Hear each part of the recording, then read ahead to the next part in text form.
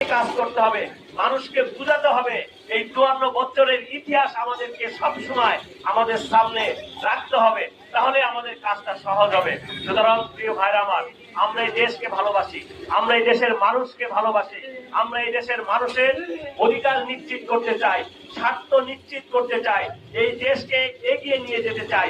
আজকে দুঃখের সাথে বলতে হয়, আজকে আমাদের দেশে বছরে কত হাজার মানুষ ইটালিতে যাওয়ার জন্য সাগরে ডুবে মারা যায়, কোটি কোটি লক্ষ লক্ষ টাকাও তারা হারিয়ে ফেলে এবং জীবনটাও হারিয়ে ফেলে।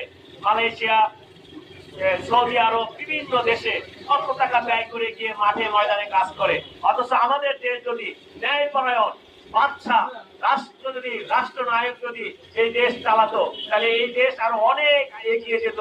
সুতরাং এবার ভুল করা যাবে না।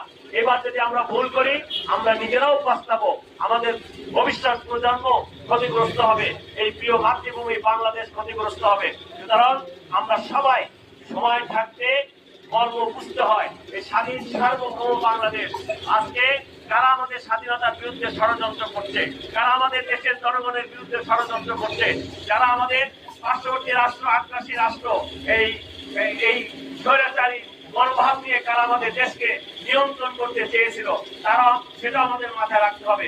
নতুন করে আবার যারা স্বৈরাচার, দখলবাদ, চাঁদাবাদ আবার সেই ভারতের পদলেহন শুরু করেছে, এদেরকেও জনগণের সামনে এদের চেহারা উন্মোচন করতে হবে। সুতরাং আসুন, আমরা আপনার মেহরবানিতে এখানে একটি কার্যালয় আমরা নিতে পেরেছি, এখান থেকে এই পুরো জাতির জনগণের স্বার্থের কথা, জনগণের কল্যাণের কথা, এই অঞ্চলের উন্নয়নের কথা ভাবা হবে। এখান থেকে কোনো চাঁদাবাজির পরামর্শ করা হবে না, এখান থেকে কারো প্রতি কোনো জুলুম করার জন্য পরামর্শ করা হবে না, কার্যক্রম পরিচালনা করা হবে না। এখান থেকে এই এলাকার মানুষ এবং এই এলাকার উন্নয়নের জন্য ধর্ম বর্ণ নির্বিশেষে সবার কল্যাণ নিশ্চিত করার জন্য পরামর্শ করা হবে, কর্মসূচি হাতে নেওয়া হবে এবং সেই আলোকে আমরা কাজ করব।